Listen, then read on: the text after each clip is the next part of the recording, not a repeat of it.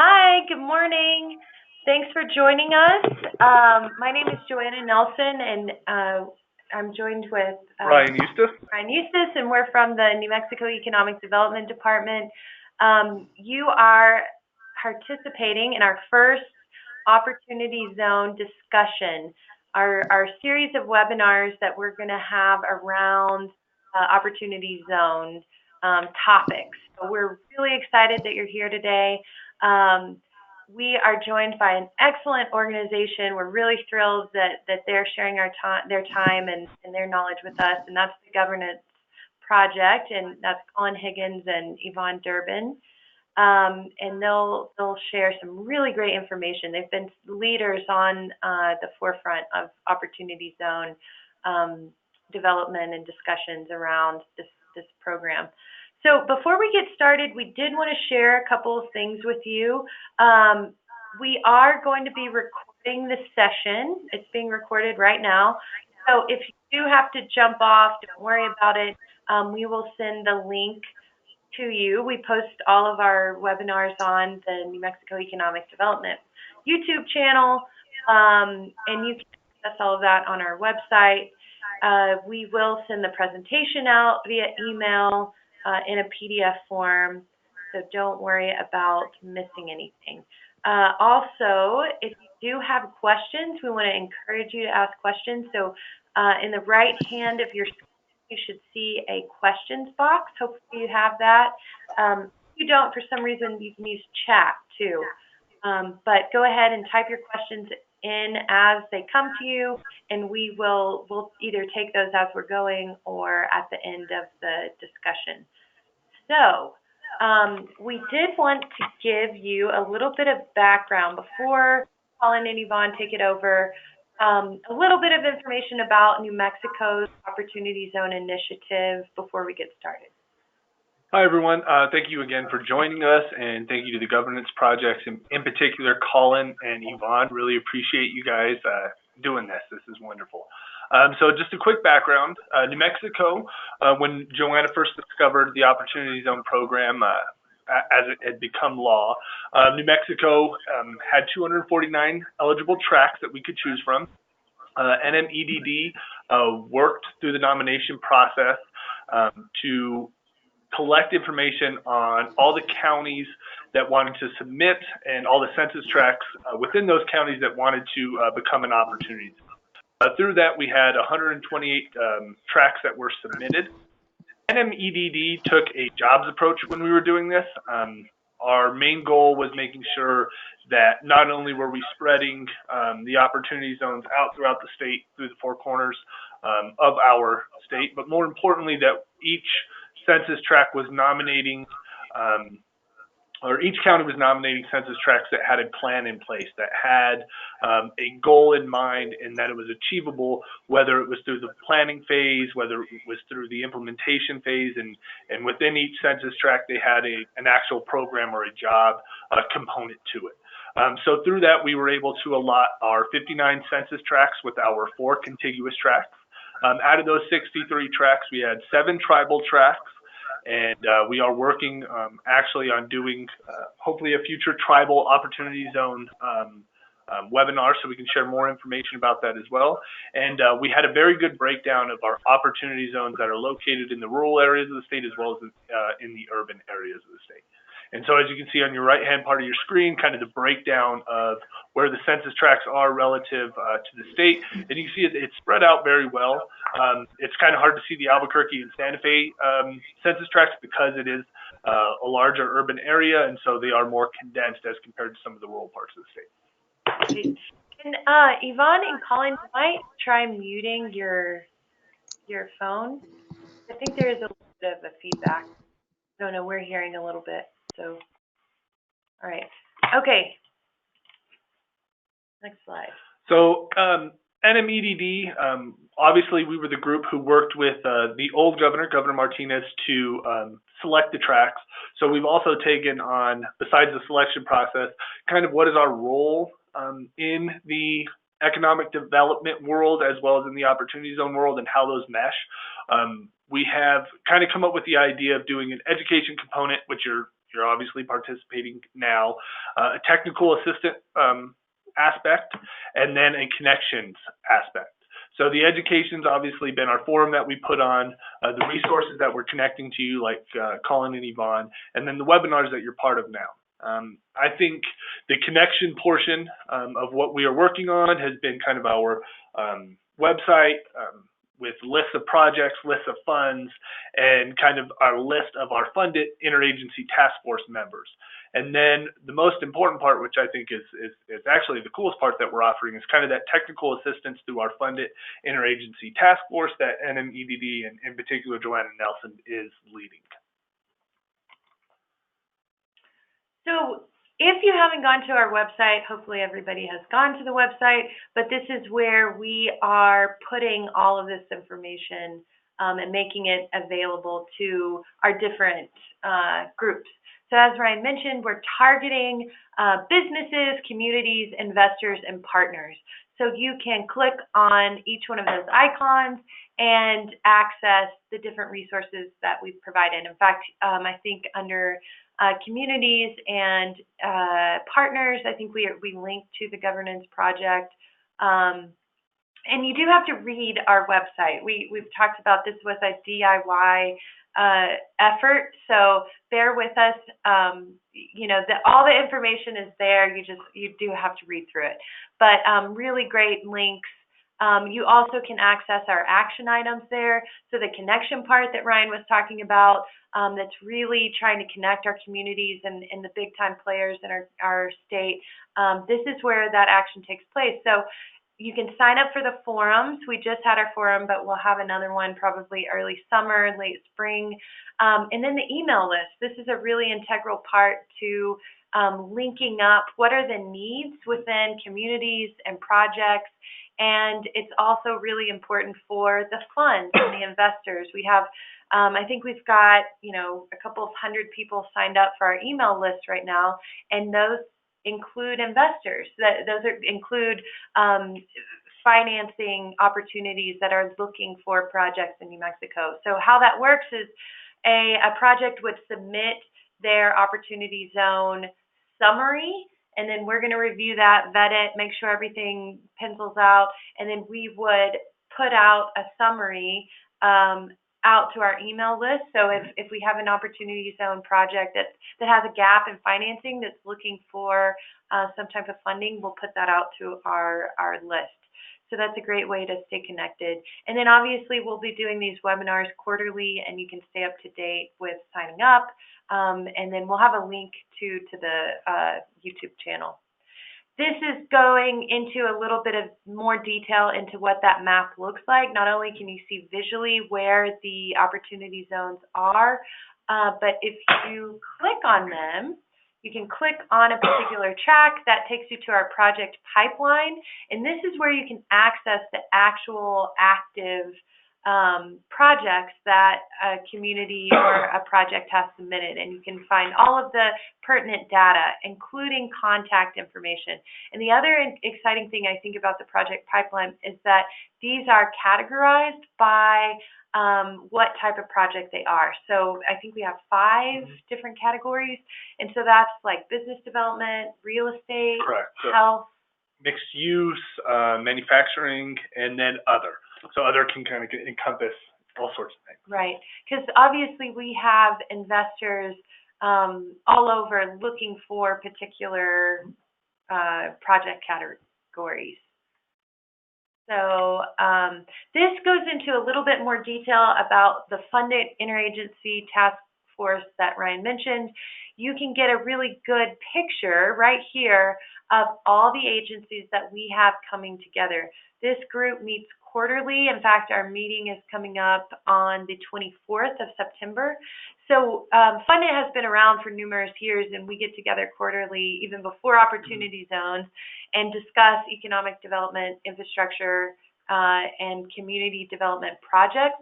So it makes sense that this group will be reviewing opportunity zone projects as well. Because as we know, an opportunity zone project might need assistance from other agencies to come up or collaborate with on financing. So a lot of these federal agencies are offering additional incentives to Opportunity Zone projects. So it's a really great platform to collaborate on and leverage funding sources, leverage the Opportunity Zone incentives, get feedback on how to navigate where the funding opportunities are, and get insight into how to come up with how to pay for your project. Because unfortunately, with Opportunity Zones, it's not an Opportunity Zone fund isn't going to write you. Maybe they will, but chances are a big fat check is not going to just arrive on your doorstep to pay for your Opportunity Zone project. So all of these agencies can help with funding. Funded is a great platform for that. So again, just want to reiterate, these are the ways that you can get connected with the state in our Opportunity Zone effort. So sign up for forums, sign up for that email list. You'll get all the news updates and project inquiries. You can submit your Opportunity Zone project, and then you can stay up to date with the webinars on our website. So in fact, we should have discussed this before, but do you want to just give a brief overview on the jobs bonus incentive? Absolutely. Too? And they're going to go into it a little bit. So if people who are on this webinar were not at our forum, I believe it was 2 weeks ago, then you may not have heard about the new announcement that our governor and then our Secretary Keys made. And so what that is if you are within an Opportunity Zone and you meet the leader requirements in the governor's target industries, and you meet certain specifics, size of project, capital investment, obviously, and payroll, and then the size of the workforce that you are either relocating or expanding in that Opportunity Zone, the Economic Development Department will do an additional $1 million bonus through the LEDA funds on top of what you would already be awarded. So it's one of those first in the kinds that we've seen that is not directly related to an actual tax credit or anything done through other than an actual incentive to the business. So we are trying to spur growth. We are trying to push that directly into Opportunity Zones. And again, through the LEDA process, there is that jobs component that the state of New Mexico is really pushing. So we're hoping this really drives the narrative of jobs into those Opportunity Zones so we can begin and continue to see sustained investment through the Opportunity Zone program in the state of New Mexico. So we are excited about that. If you do have specifics at the end, we can send out the one pager that kind of breaks out, here's what you need to do, so you're able to share it with people in your community or kind of bring it up as a discussion, whether it's at one of your quarterly board meetings or it may come up during a city council meeting. So we will share that with you guys as well. And the other thing, too, just to mention really quickly, and I'm sure Colin and Yvonne will go into this a little bit more in depth, but the Office of Revitalization and Opportunities on the federal level that is kind of overseeing the Opportunity Zones project, our program, they've just recently put out I think about a 40-page document that highlights all of the federal programs, additional incentives that they're offering within their program. So example is USDA, how are they incentivizing, are targeting projects in an Opportunity Zone? So again, going back to our funded group, pair those additional incentives with our state incentive and you're getting a pretty good package. Absolutely. So we're really excited about it. Reach out to us if you have questions. So without further delay, I'd like to introduce Colin and Yvonne, and they're going to take it away on their really exciting webinar presentation. Well, thank you, Ryan and Joanna. Just as a quick sort of add-on to the bit about incentives, what New Mexico is doing with this, just to, we do work across the country with states and cities around Opportunity Zones, and this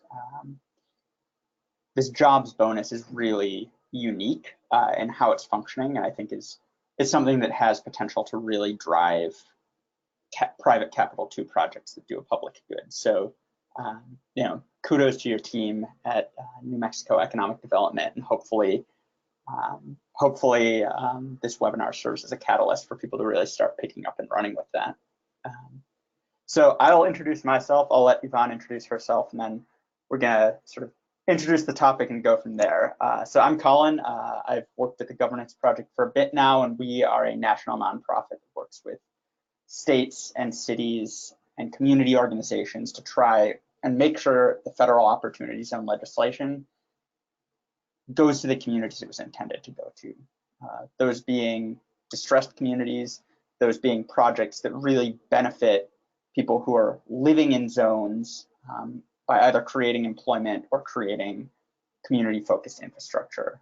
My background is a bit in sort of, I'm from Wisconsin originally. My background is very much in sort of Rust Belt, regional economic development, and sort of clean energy stuff. Great, and I'm Yvonne Durbin. Colin's going to talk first, and I'll come back to you guys in the second half of this. But I've been with the Governance Project for only 3.5 months now, actually, but I'm really excited to be working on Opportunity Zone incentive and helping communities get the most out of economic development programs. And my background is more in international economic development. I come to you from East Africa as my most recent job, but excited to be nationally focused and hopefully to help answer some questions you have on how to use the incentive. All right, take it away, Colin. Great.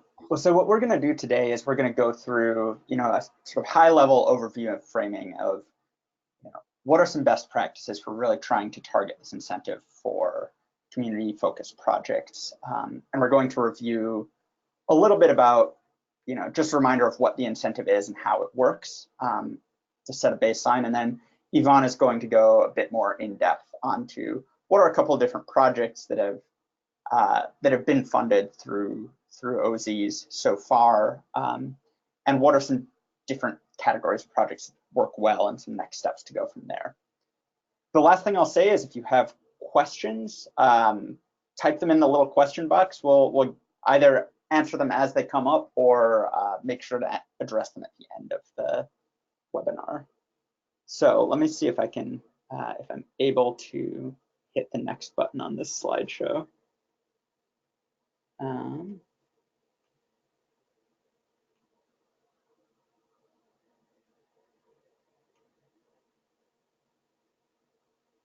All right, so we are the Governance Project, and just as a bit of context, we've been around for about 1.5 years now, and we're a national nonprofit that's focused on empowering communities to take practical steps to combat long-term economic disparity. We do this by providing toolkits, by providing technical assistance, and generally by educating and trying to help convene people.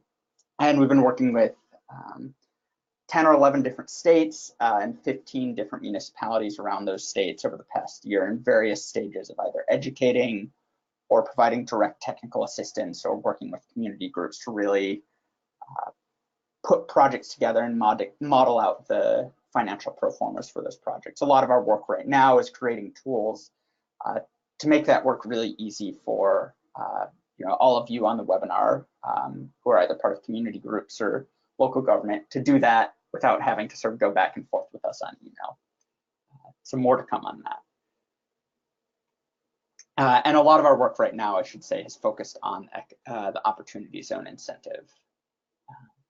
So this webinar, and generally how I'd like to frame the Opportunity Zone legislation and incentive, is less as a tax credit or less as a federal subsidy for urban renewal, but much more as a way to translate between community development and all the great stuff that you are doing as public sector economic development officials or community groups, translating that to the language that investors and developers speak and understand, that being returns. And a lot of the work that we see as integral to making this happen is understanding where each other are coming from and trying to find a sweet spot in between. And that's really what this webinar is going to focus on.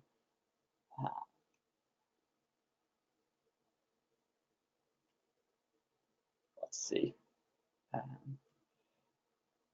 So one of the things we've noticed as we've gone around the country is there are sort of three real dimensions of opportunity zone projects that make them successful, unsuccessful, good or bad. And those are, on one angle,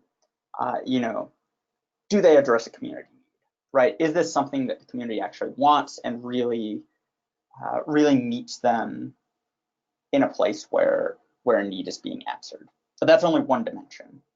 Another dimension is this project suitable for private capital? You can think of a whole variety of projects that are really good for communities, but private capital, is fairly constrained in how it acts. It looks for a set of returns, and some projects give those returns, other projects don't. And I think what we spend a lot of time reminding people is this incentive is specifically for projects that give that return and it adds a little boost to them.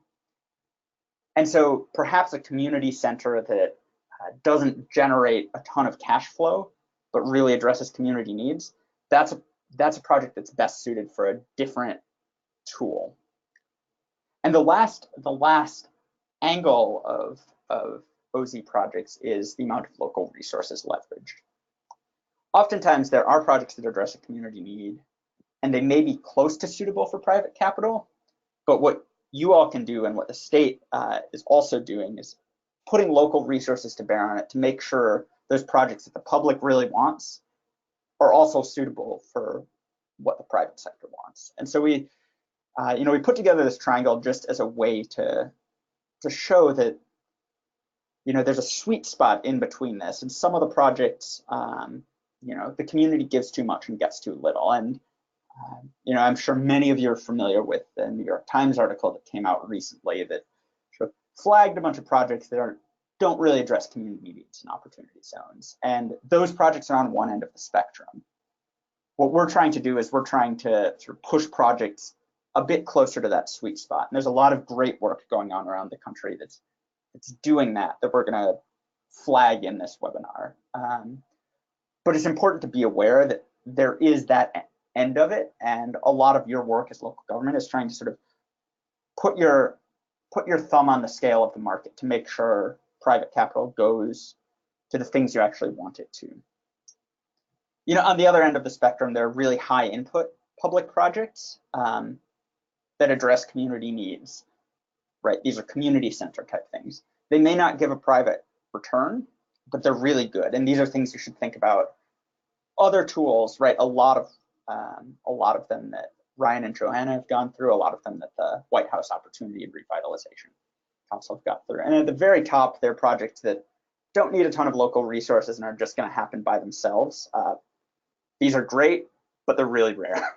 And so the OZ sweet spot is sort of in between all of these. And if you have questions on this framing, please send them in. Happy to elaborate on it.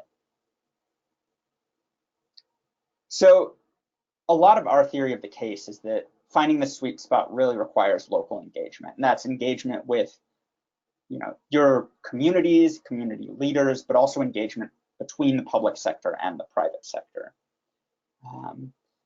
At sort of sorry, this clicking is really we're sharing screens and the clicking is really a little bit complicated. But at its core, this really requires sort of changing the theory of local economic development, which may sound overwhelming and may sound a bit audacious, but really it means putting the public sector a bit more in the driver's seat. It's private money that's still going to be funding these, and they're going to be largely privately built projects, but you as the public sector can think about resources you have, land you own, anchor institutions and partners you can engage, which we'll go through later, that you can bring to bear as investors are looking because of the opportunity zone incentive. All right, the OZ incentive itself is not going to push projects that wouldn't have happened and wouldn't have been good economic deals without the incentive. It's not going to make those happen. What it is going to do is it's going to get investors coming to your community, looking at your projects, which have been really nicely cataloged on New Mexico's website, the specific projects. Investors are going to come there and they're going to say, okay, like, this isn't an opportunity zone, I'll take a look. What it's incumbent on you to do is to really drive that conversation and drive, you know, if you have public land and you really want something done, consider doing something on public land. You know, if there are other ways you can RFP stuff, you know, just really try, rather than responding to developers saying, I want to do this, that, or the other, give them some ideas of what you want to have done and how you're going to help to get there. And so this is sort of outside of the opportunity zone incentive as well, but the opportunity zone incentive is really acting as a catalyst for this. So just as a quick reminder of how it works and why investors would be or will be knocking on your door. Right, it's a 3-step incentive, which hopefully many of you are familiar with the sort of mechanics of it, so I'm gonna breeze through these, but there are 3 steps. The first is deferral. So any investor, you know, and I like to call this the kind of like tax shelter component of the legislation, is any investor who has capital gains in 2017, 2018, 2019, going forward can roll those capital gains into an opportunity fund, fairly easy to establish, and they don't have to pay tax on them until they sell that investment. That's step 1. Step 2 is if they hold the investment for 5 years and then 7 years, there's sort of they're different amounts, first 5% and then a total of 15% of the initial capital gains that gets reduced. So this is the reduction component. Those are, you know, they're nice, especially if you have lots of capital gains you're putting on it. But the real meat of the incentive and why so many investors are excited about it is this sort of, if you hold an investment for 10 years, all the appreciation on that investment grows without you paying any capital gains tax on it. Now that has the potential to be a lot of money. And so investors are really out there looking for good projects that will appreciate. There's a bit of a sort of running clock because of these previous time limits that Yvonne will get into in a you know, very cursory level of depth, but you know, lawyers and accountants love to talk about this stuff, and so I will leave it to them to talk about. But this is just to say there are 3 steps of it, and you should be aware of all 3 as you're speaking with investors. There are a lot of people who are worried that the incentive, you know, loses its power at the end of this year. That's not true. What does happen is that first, pretty much lose the amount of the initial capital gains that you get reduced. But, you know, as you can see from this graphic, the real meat of the incentives comes at the 10-year hold, and that does not expire at the end of this year.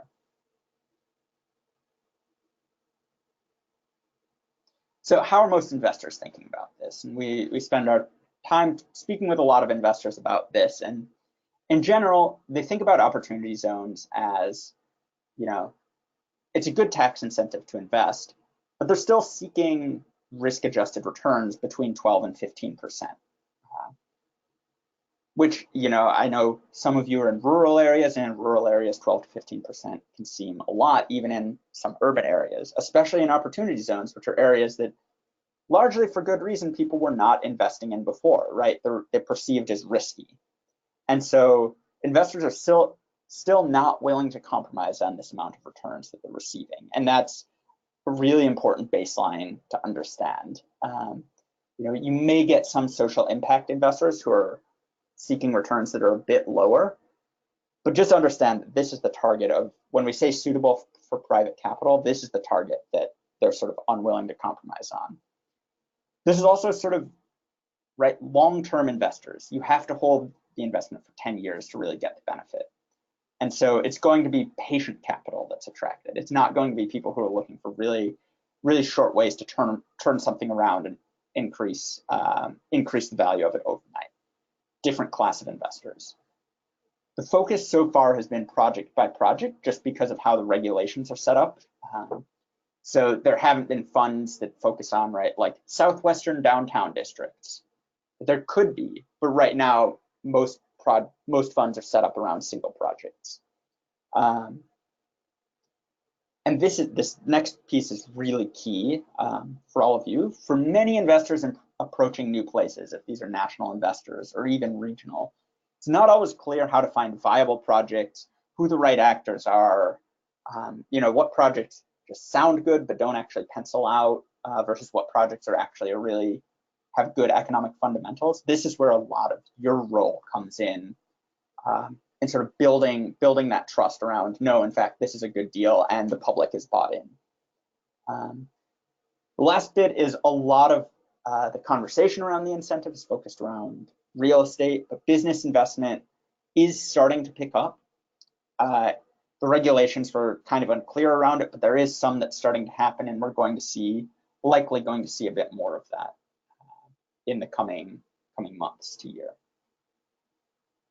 So Ryan and Joanna went over this, but just a quick blurb of New Mexico by the numbers. As they mentioned, you have 63 zones. There are a lot of these that are outside, Santa Fe, Las Cruces, and Albuquerque, which have, as single municipalities, have the most zones just because they have a lot of population. You have lots of anchor institutions in your zones. There are 4 two-year colleges and 2 four-year colleges that are located directly in opportunity zones and really serve as anchors for development. There are 9 hospitals around the state, and there are 14 public airports, including the Roswell Industrial Air Center. And thinking about both operating business and real estate investment, these are really key partners to think about engaging and think about the types of businesses that would locate near these, are the types of partnerships that can be formed to sort of activate land or activate innovation in these areas.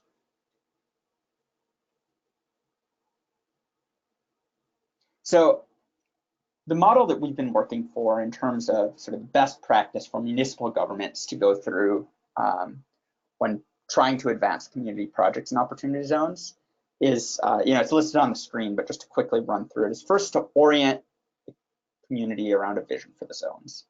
The sort of term of art in opportunity zone land, as I'm sure many of you have heard, is the investor prospectus. This is, as I'm going to explain in a minute, it's a document that serves to sort of advertise your project, but it really serves to get everyone locally on the same page about, like, these are the things that we want to do. The second thing that's really important to do there is to identify zone-specific community needs. Many of you have gone through, planning activities recently, over the last 5 to 10 years, so you have some sense of what those are. But be really clear about thinking about what those needs are. So if an investor approaches you with a project, you can sort of best direct them to how it fits in those needs. The third thing is to think about, community resources that you can leverage. And we're going to go through categories of these in more depth. Think about what they are and what you're willing to leverage and what you're wanting to get in return for leveraging that from a project. Fourth step is to sort of prioritize projects from this intersection of needs and resources. What do you want to see done? What needs do you want to see addressed, and how much are you willing to put on the table for them in order to try and get an investor there, which, the opportunity zone incentive is, an added spark to pull an investor in. And the fifth one is to advance priority project by finding key trusted project sponsors and identifying an investor outreach strategy. So the first of these is orienting a community vision around the zone through investor prospectuses. So what is a prospectus? For people who have backgrounds in financial services and investment banking, it's not necessarily the narrow definition of a prospectus that the financial sector uses, but it's more, a menu of local projects that investors, developers, or entrepreneurs can see. There are things that you want to have done. There are things that may be underway already, but seeking equity investment. That's what it is. it does four things really, right? It establishes what's currently happening. It allows for community leaders to get on the same, find a common vision and get on the same page, right? One of the things that investors are really worried about, especially given how there is some political pushback in some areas of the country, mostly on the coasts, to the incentive is that there's political risk. And so having a community bought in and demonstrating that is really important for them in sort of de-risking the project. It tells a story that it sort of builds context around a project and establishes momentum for a place. And there are, you know, a variety of different ways you can tell the story. Some investment prospectuses go really in depth, you know, sometimes over what is needed, and some are more bare bones. And both are all right, as long as they accomplish the function that it's meant to serve. The fourth is it signals to investor that the community and project sponsors are actually serious about using this incentive. Because again, investors don't always know which communities are serious and which are not. A group we work with a lot called Accelerator for America has worked, you know, with many different communities across the country to pull together and help them build these investor prospectuses. Their prospectuses tend to be like very glossy, very fancy. You know, we've worked with a number of different rural communities to sort of say, you know, what's really needed? What is the sort of bare bones and most efficient way you can do this? And we have a template that we can share if people are interested in sort of taking and building the prospectus. But again, think about it less as a sort of competitive advertising document and more as, you know, a document that establishes four purposes and makes yourself visible to opportunity zone investors in the opportunity zone world. You know, I think it's just important, I'm just going to run through this quickly, but it's important to think about the different parties you need to get involved.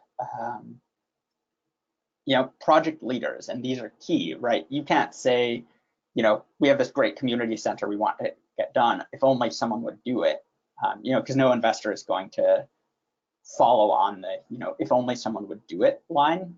You need to be really thoughtful about picking who that person is and identifying them and making sure they're on board with it, because that makes your project a lot easier for investors to see and jump at. Right, policymakers, yourself, as well as electeds, important to get on board because they can be really great spokespeople. Potential investors, I think going around and talking to both local, regional, and to the extent you know them, national investors about, you know, like what they would want to see in a prospectus is super important. And then service providers, because realistically, right, your accountants, lawyers, and consultants are going to be involved in some aspect of this because it is very legally complicated to actually do a deal. And again, this is a place where smaller and mid-sized communities are at an advantage, because the larger the community is, the more of these people and the more sort of politics around this there are to square.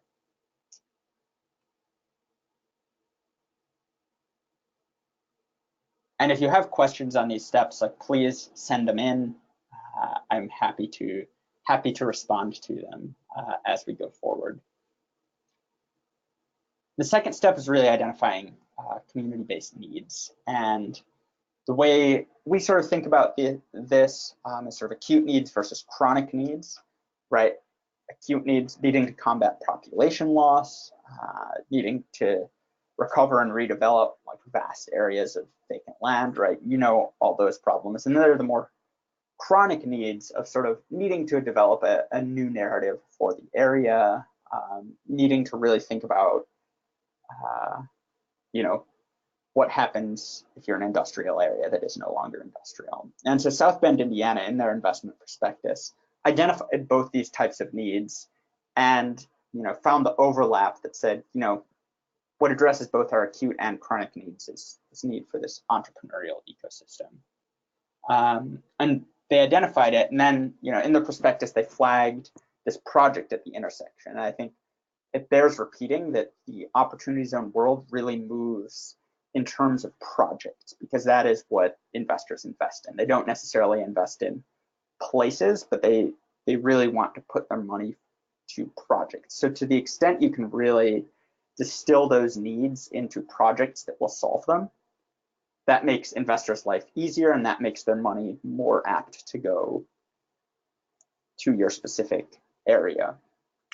So they identified this project, which had already been underway, but is in an opportunity zone because it's seeking to expand. And this project is Ignition Park, which, the city put a bunch of their resources on the table. They purchased a large swath of post-industrial land, an old auto manufacturing factory for $32 million.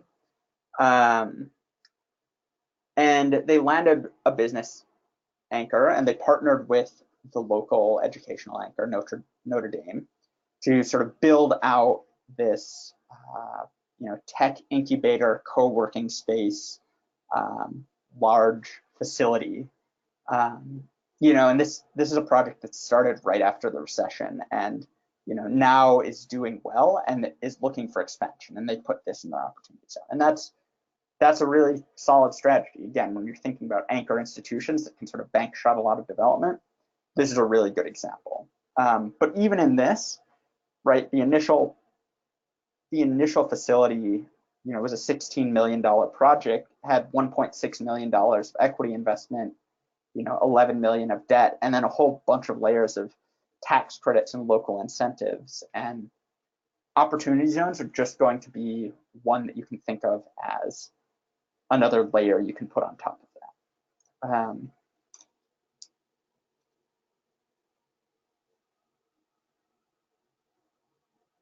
The third step is to really identify the community resources that can be leveraged and that you are willing to put on the table, to advance these projects. Again, these come in all shapes and sizes, and many of you are familiar with them, so I'm only going to review them here, but I think it's useful to think of them as things that can be used that can be amplified by the opportunity zone incentive. And the state has gone over some of what they have, but again, thinking beyond just the financial incentives. So anchor institutions, right? Higher education, be it 2-year or 4-year universities, hospitals, churches, airports. A lot of communities around the country designated their airports in zones, and so really, but I don't think anyone has really figured out how to sort of leverage an airport to drive opportunity zone investment. And so really thinking about how you want to do that, with any of these institutions is really important, because they have capital, they have land, they often have a desire for expansion, and they importantly have a lot of people moving through them and a lot of employees, and that to an investor sort of de-risks a project a bit. They're government-controlled assets, city-owned land, buildings, tax districts. I think a lot of you were intentional about designating these areas as opportunity zones. So really thinking about how you want to use city-owned land, either do a long-term lease buyback agreement, to really try and get the types of projects that you want. Right, there are key partnerships with all host of people who will actually be either sponsoring the project or key spokespeople for the project. And again, this isn't for every project, but this is for the projects that you really want to see transform your communities. And all these resources are things you can and should highlight if you build an investor prospectus for your community. Human capital, right? Demographic trends, workforce strengths, specific features of your community that are unique and that to an investor will make you look like you have a growth trajectory, right? Because they're trying to find an investment that will appreciate significantly over 10 years. Whole bunch of regulatory resources, right? Which you all are much more familiar with those on a local level, but thinking about zoning codes, permitting approval processes, Perhaps for the right project, it can be expedited, and letting a developer investor know that you are serious about doing that to the extent you have the ability to for the right project is key. But again, it's also something that is to your discretion. And I think we want to flag that it's not just sort of a blanket, expedite every permit for every project in an opportunity zone, but for the ones that really solve a public aim, is very important to do, to just sort of show that you have some skin in the game. The other thing is there are a lot of local sources of capital that you should be thinking about, along with the sort of class of national investors or even regional investors that are setting up opportunity funds.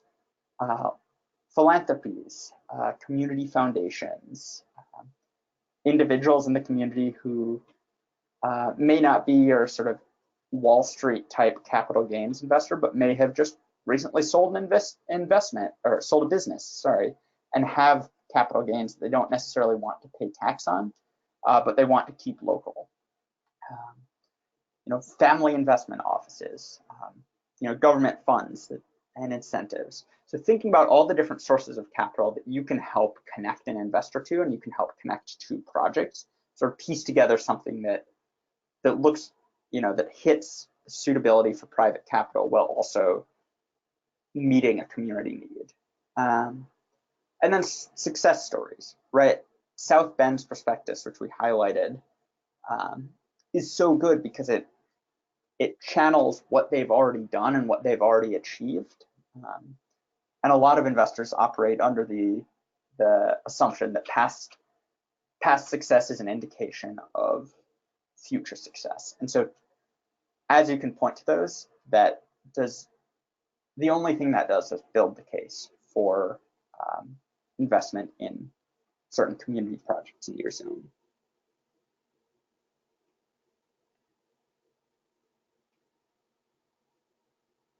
And so one of the other communities that has done this really well is Erie, Pennsylvania.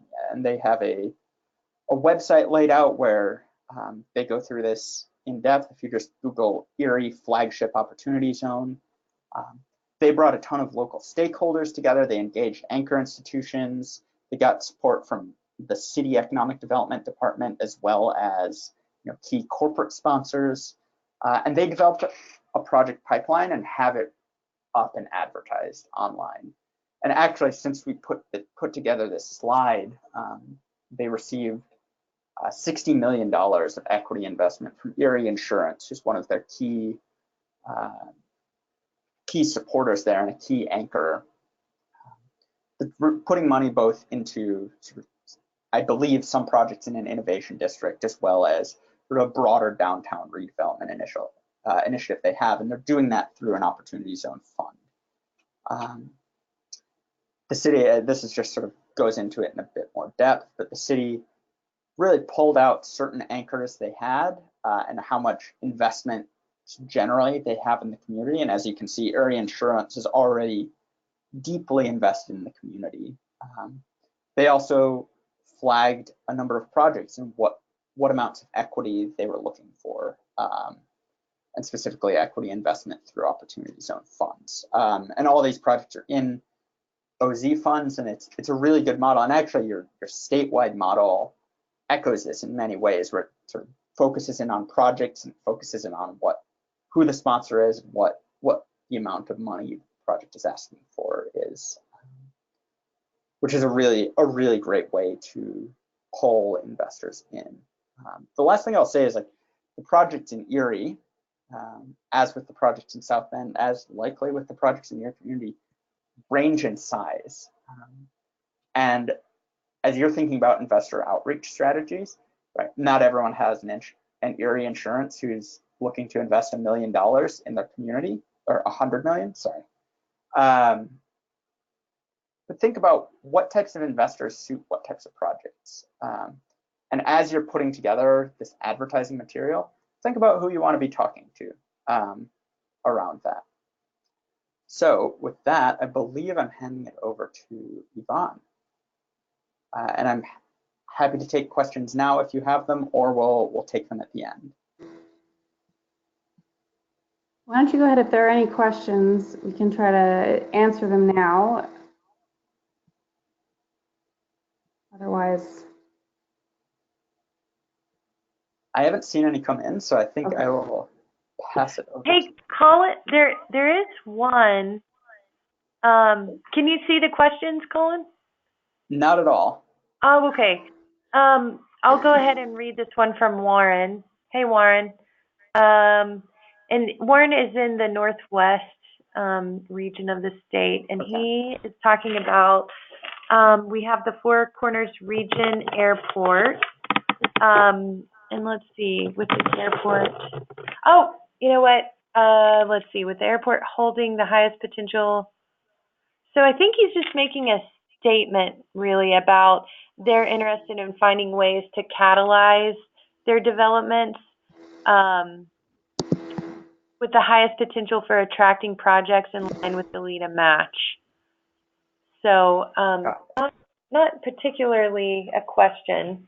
No, but Colin, I know you guys touch on this, and I don't want to get too far ahead here, but when it comes to a community identifying their assets, do you recommend the community identify, a community may have a weird enamoration with a particular development project. How much does the governance project say, hey, this is what you guys are really focused on, but here's where it makes the most sense? How do you guys ever work with communities to help draw that line between what you want and then what's kind of this lower hanging fruit? I think Yvonne can probably speak to that more directly around, especially some of our work in Louisville, which I think has focused a lot on one project that they really wanted and trying to make that possible by sort of expanding the aperture a little bit. Yeah, it's an interesting question, right? So I think on the one hand, projects that have political will behind them are often the ones that are more easy, that are more easily done. But sometimes we're seeing that, what the government thinks that the community wants isn't actually what the community wants. And so we've been encouraging sort of roundtable type discussions where you get the community development organizations and economic developers, the local investors, local philanthropies, everybody in the same room to talk about what do we actually want to have happen, what's possible, what have all those people seen, so that then they're having a more holistic view and they can kind of pick out what's going to really be possible. And our role in that is to say, that's great, but this incentive is only useful under a certain host of circumstances, and trying to direct the conversation towards projects that fit with those, or have people take it away outside of the opportunity zone framework and really focus on the projects that they want, regardless of what tools they're going to use. Thanks, Yvonne. And there's been another question. Warren brought up another good topic, but I think it's something we can touch on at the end, and it's the more direct question. So please continue. Thank you. Okay. So I will pick up where Colin left off. I can see the slide is looking a little funky, but hopefully we will send it out in the PDF format afterwards. Sometimes when we send PowerPoint, this is what happens. So Colin has done a good job of laying out, helping you to think through what does the community need, who should be involved. But now we're going to talk more about specific projects. So once you have identified a project, how do you move forward? And this actually really speaks to the question that Ryan was asking before. So on this slide, we've put together a basic scorecard or checklist.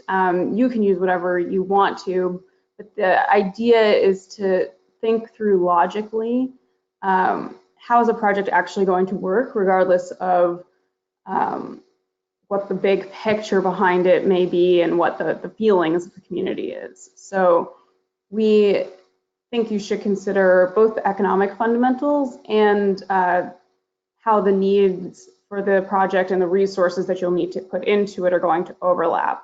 And so sometimes, like we'll see in the example that Colin was talking about in Louisville, does the city control the key resources? So they presented some project sites to us, and then through conversations found out that they've never spoken to the landowners, they don't own the land, anything like that. So they might love to see affordable housing built on that site, but it's challenging if they aren't the ones who control the site itself or the resources. So thinking that through at the outset, who owns it, who's going to be needed to get this done, and then what does the community want?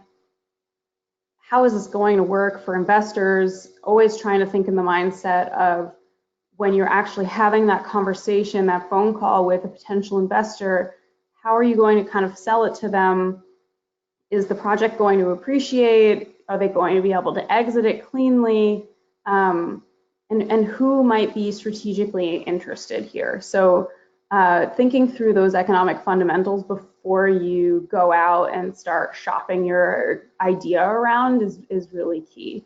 And then in terms of this need resource overlap, so when you're looking at a project, you want to see how far along in the planning process is it? Is it theoretical? Has this been permitted? Is it already underway and you just need more funding?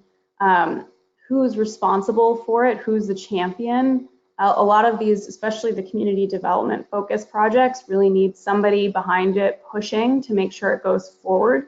Sometimes that can be the city, but more often you're looking at a community oriented developer or investor who's really taken the project under their wing. And so this is more to just get you thinking about when you're looking at a project, what should be in your mind when you go out to speak to people. Did I change the slide? There we go. And so in speaking of the projects more specifically, we wanted to dive into a couple of really key examples that we've seen. And so of projects that have been successful, that have used opportunity zones, and what have they ended up looking like. So this first example, maybe you've seen in the news, is Birmingham's American Life building. So this is this massive building, downtown Birmingham. It's been vacant for 36 years, and it's got this big sign on it that says American Life, which was quite depressing because it's like the key landmark in the city, but it was a huge blight sitting there. So the developer actually bought it 15 years ago and was trying to put together the capital stack, and the opportunity zone incentive sort of allowed for people in Birmingham to get excited about the community development, and the Birmingham Inclusive Growth Partnership was formed, and this is a public-private partnership focused on resident quality of life and economic returns.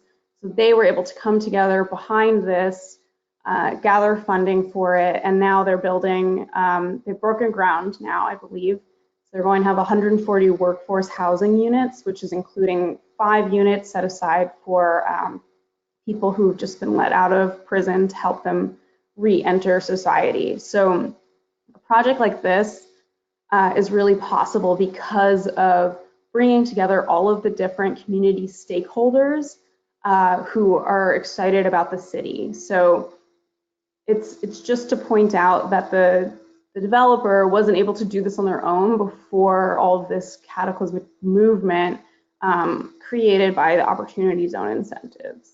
So that's a really good example of when this works well, what it can look like.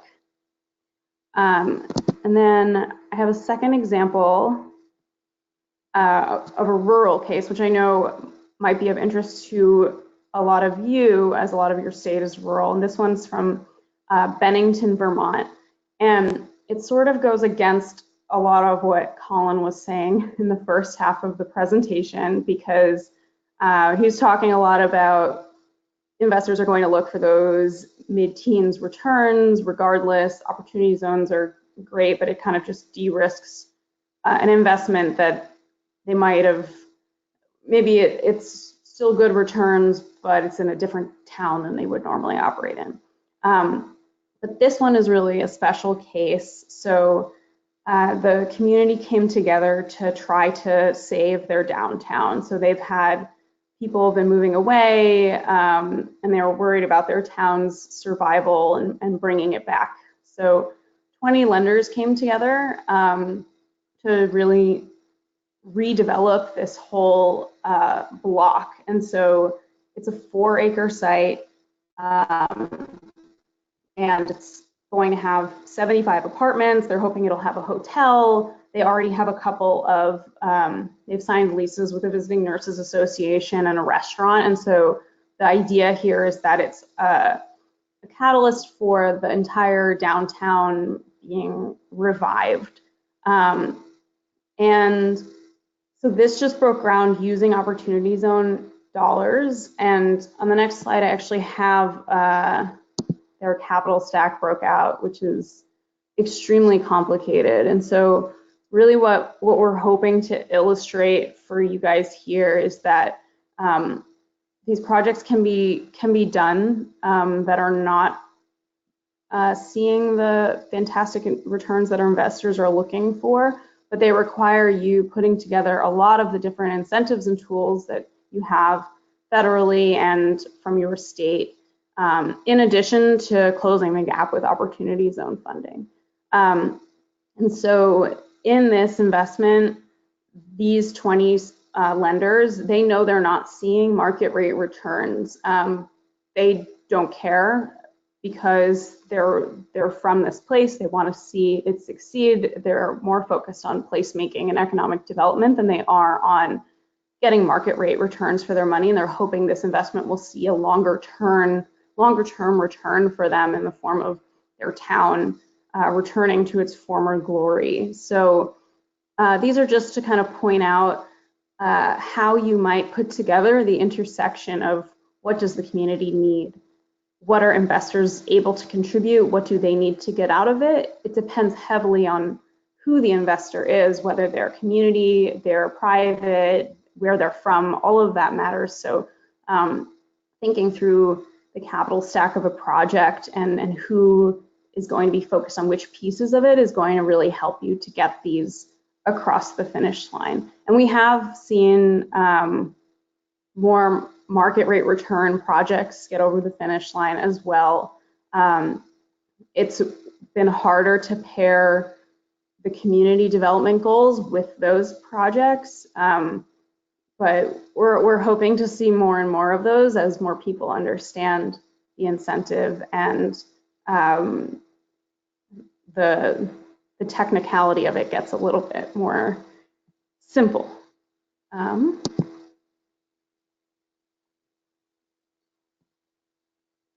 Okay, so once you've identified your priority project, how do you make sure that it moves forward? That's what I want to talk about next.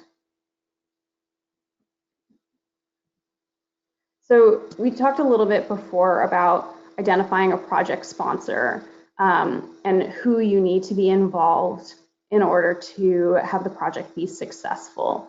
So if you're the city government, you should be thinking about when you have your key project that you really want to see get done, who can sponsor the project?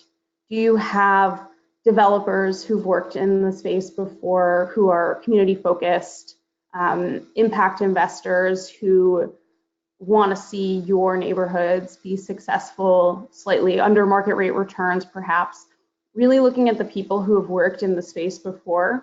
So what we're not seeing is investors from New York flying in and saying, I really want to work in wherever, rural Vermont or New Mexico. So your best bet for this is really going to be looking at the local success stories and seeing who are your players who are already there. They already care about your local economic development because those are going to be the easy sell for you.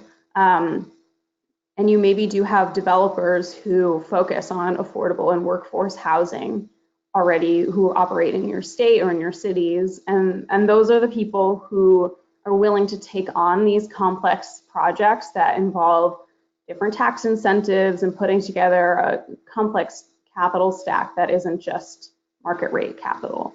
And so you can do this by, if you own the property, going about an RFP process. Otherwise, working with, once you've figured out who the project sponsor is going to be, if you found somebody to take it on, helping them promote the project and really staying involved. So we see this incentive as opposed to how economic development has been done in the past as being a place that city and local government can really sit in the driver's seat and get out in front of what do you want to see for your community, and trying to pull these pieces together by thinking about this kind of step-by-step list for a project before it even is fully invested in, before it's broken ground, so that you can drive what you get out of it, put together a community benefit agreement with the developer, anything like that.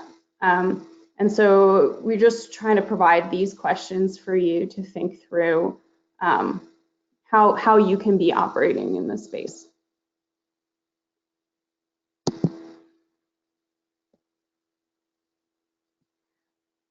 Great. And next, I wanted to talk a little bit about who your investors are.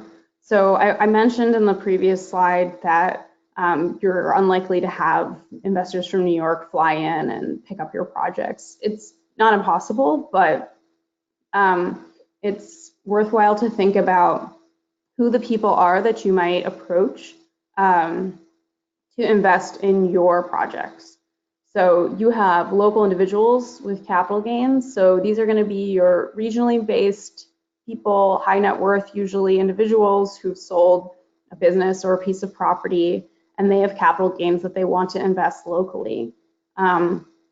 This tends to be smaller, and there are projects, excuse me, that fit various sizes, right? So if you talk to the huge fund managers, sometimes they're not interested in looking at all in the small projects because it's just not a big enough chunk for them. But the local individuals with capital gains, they're only going to be interested in these small scale projects. So in the middle, you have institutional investors and philanthropies. You probably already know your family foundation folks around the state, and these are the people who have dollars to invest. They're not looking for market rate returns, and they usually have criteria they're trying to meet. So they want to invest, they're focused on affordable housing. They want to invest their money there. So if you can present them with a project that you know meets their investment goals, that's an easy sell for them because they want to be working in your state. They want to be working on community development projects, and they have the money, they have to put it somewhere. So we found that those people are a fantastic asset. And then you have the opportunity fund managers who, like Colin said before, most of these have been single asset funds. And this is market rate, sometimes social impact capital that's looking to invest in opportunity zones. And so a lot of these people are looking for more shovel-ready projects. They have capital gains. They have people who've reached out to them and said, look, I have $100 million. I want to put it somewhere. And they're looking to place that money in an opportunity zone project that they know is going to see returns. Then on the other side, you have opportunity fund managers who are coming looking for those projects, and then they're going to go out and seek the capital. And we've seen both of those. And as I mentioned, some of them are social impact focused, but regardless of that, they're still going to be looking for returns in the at least high single digits. And so those people are really going to come out more for your larger scale projects and up and coming neighborhoods that just need a little bit of push over the finish line, but not a ton of work on the community development side.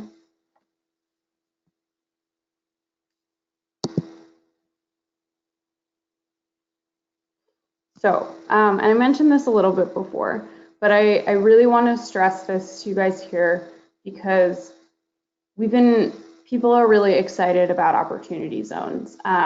We've been hearing from people across the country, from state and local government, all the way down to small business owners asking, how can I use this incentive? I want to get in on this. And the truth is, a lot of people are not going to get in on this. It's not perfect for every type of investment. It's unlikely to be useful for a small restaurant, a family-owned bodega, anything like that. And it's not going to be useful for building single-family homes for sale. So, but what it is useful for those people is that people are listening now. They're really excited about the incentive. They're excited. They're talking about community and economic development. And you can use that to point to all of the other tools that you already have in your toolkit. So the economic developers on the call today, you've been working on this for years. You didn't start working on this with this incentive. So always remember that you can kind of use this as a pivot point to point out the other projects, the other development goals that you have that don't use this project. There's way more attention focused on this than there has been for a while. And so just remember to use that to your advantage. Don't let people get discouraged just because it's not perfect to use this very specific capital gains related incentive. Point them in the right direction and try to keep the momentum going. So I talked a bunch about which projects are not perfect for this, but some that are listed for you on this slide. So rental housing, because of the cash flow stream and the need to hold the project for 10 years, is really much better than building property that's for sale unless you can do some sort of lease to own agreement. Business incubators, high growth businesses, this is working really well for them. We would love to see clean energy projects come through in this. We think it's possible. Manufacturing, and then student housing as well. Some universities are starting to get in on this, trying to figure out, they're a guaranteed tenant. They know they have students. They know they have cash flow from this. Can they use this incentive?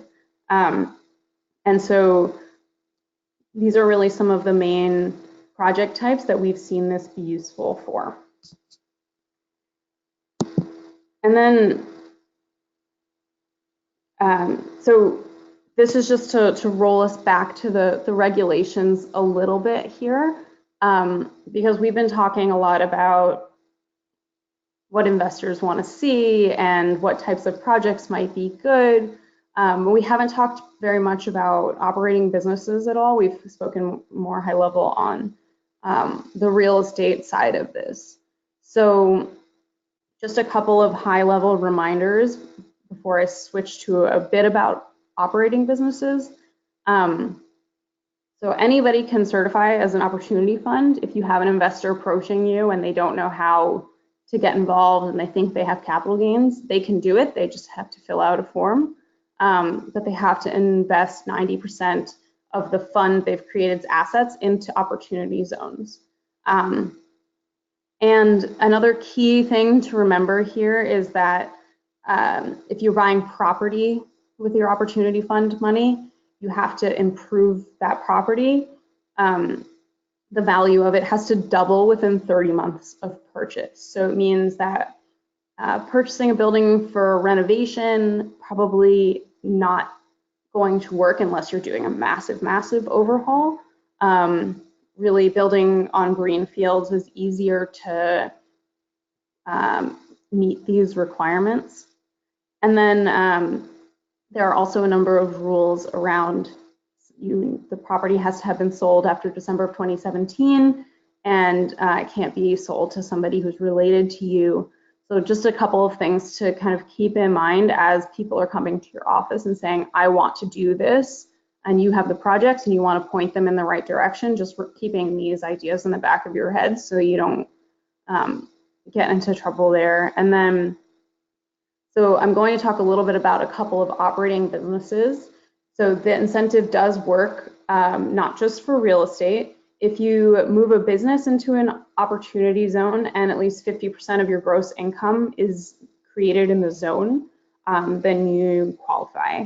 So the regulations were recently clarified on this, and we've started to see a lot more movement in this area. So that's been really exciting to see. But again, focus more on high growth businesses, less on your mom and pop shops. And we've listed a couple of resources down here at the bottom of the slide that are really useful for if you want to read more about how the regulations actually work. We are seeing it from talking to developers that, you know, this is very complicated, and it's a little bit of a high barrier to entry because people need lawyers who really understand this in order to get deals done. But the exciting thing is that some developers are figuring out how this works, and then they're wanting to scale nationally into other opportunity zones. And so we're hoping that as time goes on, people will have sort of streamlined this and streamlined their understanding, and you'll be able to more readily tap into those investors and developers, and that they'll know already how to do this. So a little bit about operating businesses, just towards the end of this. So here are two examples of operating businesses that we've seen be successful in opportunity zones. The first is called Second Chance Vertical Farms.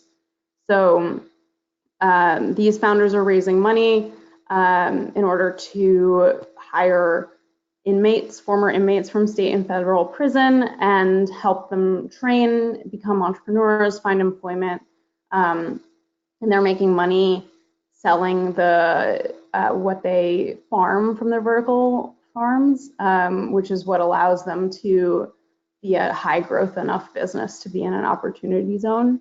And then the second example that we have here is a company that manufactures medical isotopes. And so they're raising funding to buy manufacturing equipment for a new warehouse. And so that meets a lot of the requirements of how you become an operating business in an opportunity zone, because there are all of these rules around it being like the first use of equipment has to be in the opportunity zone. It's harder to just move a business into an opportunity zone and not buy anything new. So really starting it, creating new wealth, buying new equipment for use in your business. This is a good example of somebody who's doing that and who's able to raise funding that's eligible for the same tax incentives in order to quickly scale medical devices business. Okay, so just to wrap up here, we have talked a lot about generally how this is working across the nation. What have we seen? What are the examples of projects that have worked in real estate and operating business? But I wanted to bring it back home for you guys, because you do have a number of good things going on in New Mexico that make your state especially attractive for this type of investment to really work. And Joanna and Ryan are great resources for you guys because they're focused on making sure you understand how to pair together all of those different state and federal incentives to create a capital stack that really works to get your community-focused projects across the finish line. But here are a couple of other like sales points for you as you're thinking about talking to investors and getting them, convincing them that New Mexico is where they want to put their opportunity zone fund dollars. So corporate tax rate was recently phased down to 5.9%, quite low compared especially to what we're seeing on the coasts. you have this cool new $1 million opportunity zone bonus that Ryan spoke to earlier. So that's really focused on 9 specific sectors, and you can talk to them more about that because they are the experts. But that's a huge bonus, a huge benefit, and we haven't seen any other state do anything like this really. And so as a draw for investment dollars, I think it's huge. And then Joanna was talking about this one, this interagency collaboration group that they're really able to connect you to all the different federal and state agencies for help. They're willing to walk communities through how to pair opportunity zone incentives with LIHTC incentives, with brownfield incentives, with all of these other bits and pieces that you already have access to make sure that you can kind of work through these projects. And then I'm sure you guys know the state's been kind of promoting this competitive business environment. So no tax on real estate transactions, low property tax, no estate tax. These are all kind of sales points that could end up in your prospectuses and can be talking points when you're pitching a project and the investors are saying, well, I'm not sure about the returns here. I don't know that like these are really pieces that you can point to differentiate yourselves and hopefully get people to be excited about investing in New Mexico. And so with that, I think that is my last slide, if I can ever get back to switching them. Uh-oh. Thank you. Thank you. So that's, yeah, thank you. I just wanted to close by thanking you guys for having us on and letting us talk through this. And if there are any questions, we would love to answer them. There actually are. We've had a few come in that are, I think, are really good. I know when I met you both in Annapolis, Maryland, on the Opportunity Zone Conference for the Governors Association, there was this rural kind of divide, and I had made the joke that, you know, one of the opportunity funds that were there talking about rural was talking about San Antonio and how it's kind of like, well, that's not really rural, especially in New Mexico. And so I met with a Georgetown University professor who was looking at pro formas. And one of the questions specific to this is, have you guys worked with or have you helped create pro formas for projects, both rural and urban? And if you have, on a rural side, if you had any examples or ways to point people in doing pro formas. So for pro formas, we have only done city pro formas so far in helping with specific projects. However, this is a great place for us to rep a tool that we are creating that is going to do just what you've asked about. So ideally, this is going to be a tool on our website where you can put in information about a project, information about your city and state, wherever you are. And given the information you provide, it's going to spit out a pro forma for you. So this is what we are working on with MasterCard, and we should have, actually, if people are interested, we're going to need a lot of beta testers for this, and then within the year we should have something that is workable for people to actually use on their own. But because we're not able to be everywhere, we're trying to create something that allows people to do this themselves who don't have a ton of financial and technical know-how. And is that, do communities have to pay for that, or is that? Nope, that's going to be completely free. Well, I will go ahead and say that New Mexico has done a pretty decent job of collecting projects countywide, so we would love to be your guinea pigs in this process, however best we can. But when you're looking at those pro formas, if some of them tend to be infrastructure heavy, can a pro forma really address an infrastructure project if there's not really a P3 candidate, that public-private partnership, or are we need to take a different approach when we're looking at infrastructure projects altogether? So infrastructure is difficult because for exactly the point you mentioned. I mean, I think without a P3 and without sort of a private sponsor for some of the infrastructure, it's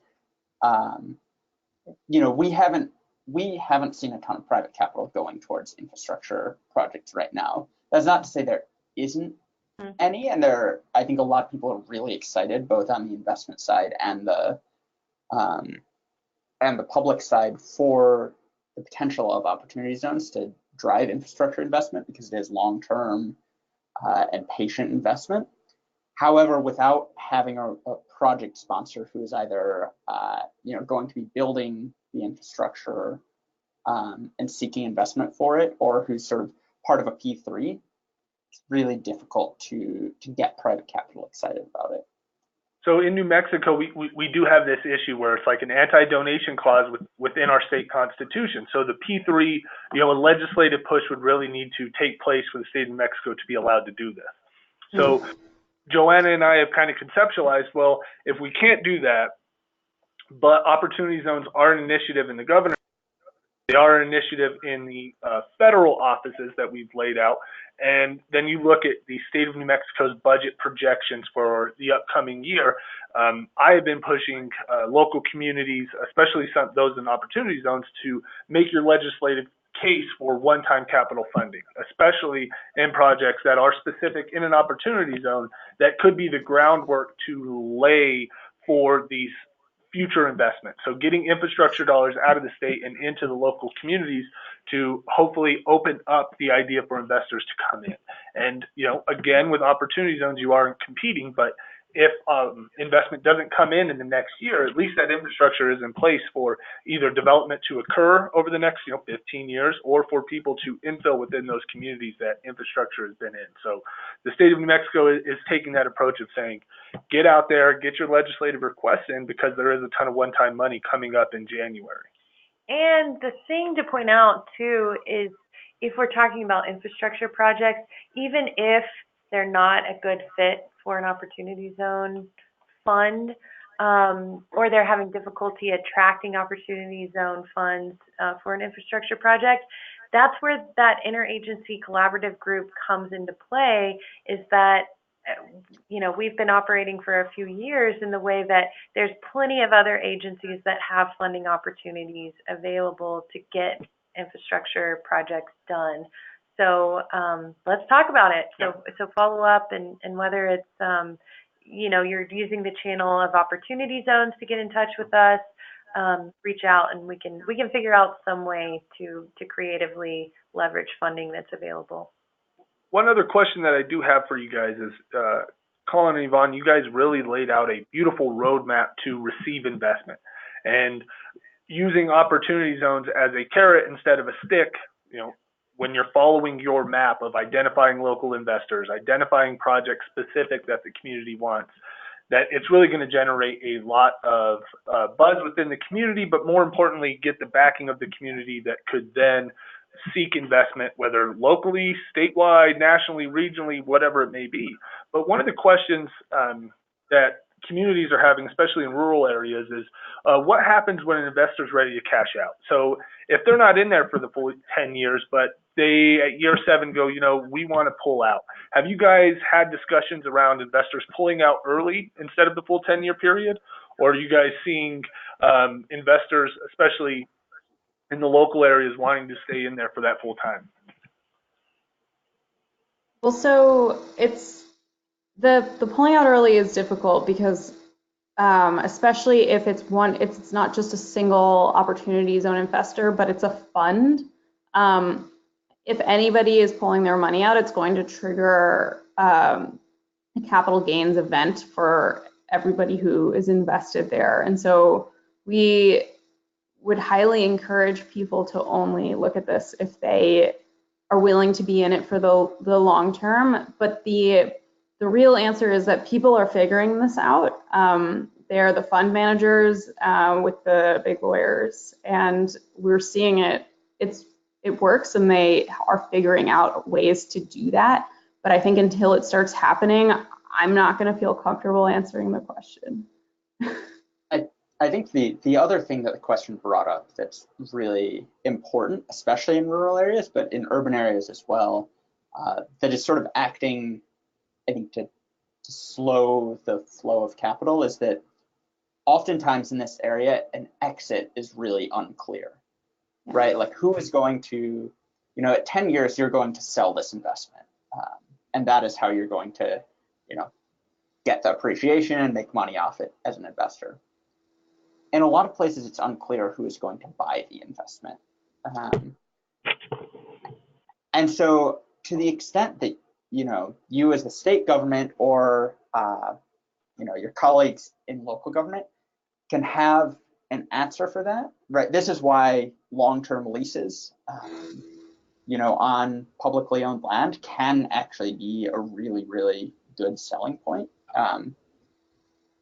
But trying to make it clear that there will be a solid exit, and this is why establishing the case that there is momentum, there is upward momentum, there are pockets of growth.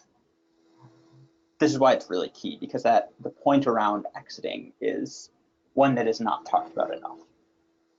And so obviously when that pro forma is being developed for the community, identifying that exit plan or that exit strategy, again, there's risks in investment, but working with the community to identify that, whether it's through a long-term lease, state stepping in, county stepping in, purchasing that building or purchasing out the investor, is something that is drastically needed in that pro forma. Is that correct? Yes, identifying some way, not even that the state buys it, but identifying that there are people, like, that it would be something that people would want to buy. Yeah, and I think it's more important for the projects that aren't hitting those high return marks. If you have a project that's penciling at a 15% return, people are going to be fine with it. Like, there will be plenty of different exit opportunities, but at the point at which you're looking at these projects that are more complicated to put together with a very complex capital stack, if you can identify early on what the exit will be, you will de-risk it for the potential investors.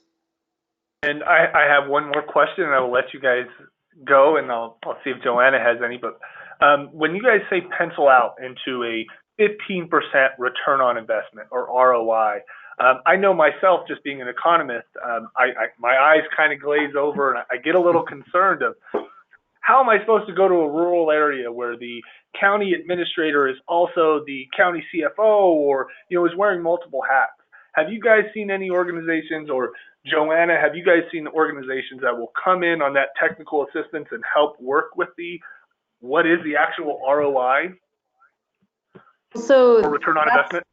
That's what we've been doing a lot of, is providing technical assistance in that space. And we are hoping that the tool I was talking about before will kind of do that and require a little bit less hands-on work from the nonprofits in the space, like us, and there are others who are working on this as well. But hopefully tools that can help lead people through that more easily, so they're not staring at a blank Excel sheet trying to figure out what the returns on a project might be. But yeah, there are a number of nonprofits working in the space with us. Like Colin mentioned, Accelerator for America, EIG, the Economic Innovation Group, is also focused in this area.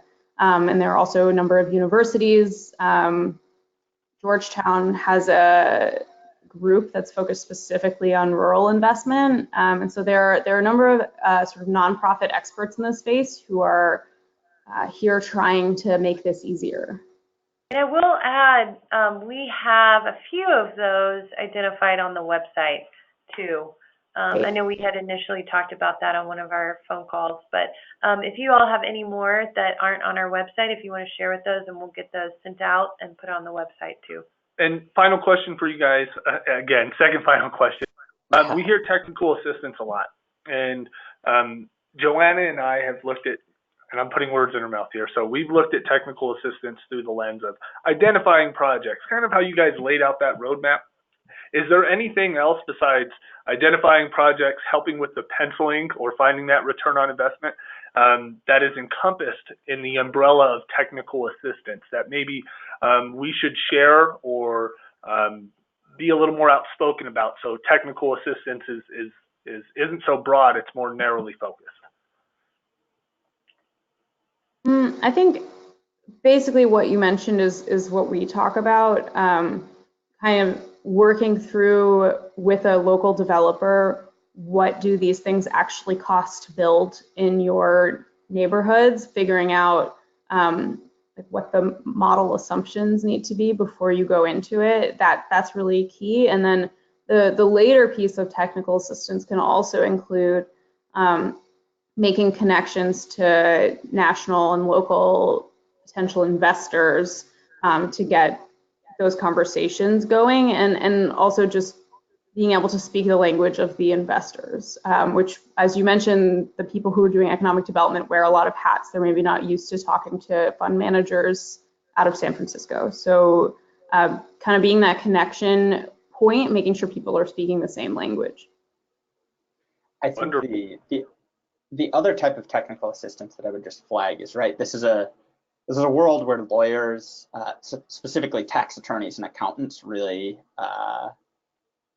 dominate the conversation. And I think to the extent that you all have a list of accounting firms or tax attorneys, that it may not be the local governments that need to go there, and they probably shouldn't be the ones who are doing that work for project sponsors, but that project sponsors can go to, would be really helpful, because a lot of these deals, in order to pencil, they require putting together a lot of different incentives and tax credits, and that is legally complicated work, and a lawyer should probably be consulted. Great. Okay, any more questions? This is your last chance. And those were really great. Thanks for asking the questions, and thanks, Ryan. So we'll move on to the next slide. And this is just as we wrap up, wanted to let you know of the upcoming events that we have. Fund It, that has been mentioned a few times during the presentation. This is our interagency task force. So we are meeting, I think is that next week, 2 weeks out? The cutoff for applications actually is on Friday, on the 13th. So you can apply, communities can apply with their projects online, and we'll get in touch with you next week about presenting at that meeting. So this will be an interesting meeting. This is our first meeting after the announcement that Fund It is the Opportunity Zone Interagency Task Force. So that'll be good. We have a webinar coming up. We do a series of webinars through the Finance Development team, and we will be talking about housing development and the financing opportunities that are around housing, which is a really good topic to kind of segue into the work that we're doing in opportunity zones, because there's a lot of interest around how do we do housing development, how do we pay for those. And just want to remind everybody that our department is actively enrolling projects into the Collateral Assistance Program. This is a program that is available for commercial loans that have a gap in collateral. We can purchase a CD to help fulfill that collateral gap. So reach out to us if you have any questions. In this slide coming up, this shows you our regional representatives that are in all parts of the state. We have about 5 regions right now, and I think that's going to be changing soon. We're going to get a new regional rep too, so these regions will change a little bit, but you can access this map online, get all the contact information, and those regional reps are your point people. Those are your go-to people to interact with our agency, and they're really well connected. They know everyone that you should know in that region. So really good connections. Also, New Mexico Main Street is in our department. This is a fantastic organization, a national organization, but how many Main Streets do we have? Like 30? I think we have about 32 in our state, and that extends to cultural districts, and as well as I'm blanking on the word, the border regions, frontier communities. Sorry about that, but really well positioned to do some great projects, and we see Main Street projects a lot in our funded group, all the way from infrastructure to big time community development projects. So, this is our contact information. We will send this out, and then it lists the other folks on the finance team. We have our website, our finance team website, and then our department website. So as it was mentioned, we will send out this presentation. All these links will be live. You'll have all of Yvonne and Colin's information too, and this will be recorded. So I want to thank you guys. Again, thank you so much. That was amazing information, and we're really excited to pass this on to our communities. And hopefully we're going to work with you in the future on the work that you're doing, and we'll have some good projects that we can work on with you all. But thank you so much. Wealth of information that was provided. Yeah, thanks for having us. Yeah, really appreciate it. And we look forward to seeing if we can help out. And I do have to mention, I promised Ryan that I would mention that our 2 trees that we put back here strategically, this is our this is our between the 2 ferns. This is our state attempt to Next time, more comedy, we promise. Yes. Yeah. This is between two ash trees. So anyway, we hope you all have a good day, and we hope we'll have a follow-up webinar. I guess that will be probably winter time, and we're going to be talking a lot about marketing, promoting, how communities can really use some marketing tactics to get out there in front of investors. So thank you all again. Thank you so much. Thank you. We'll reach out soon.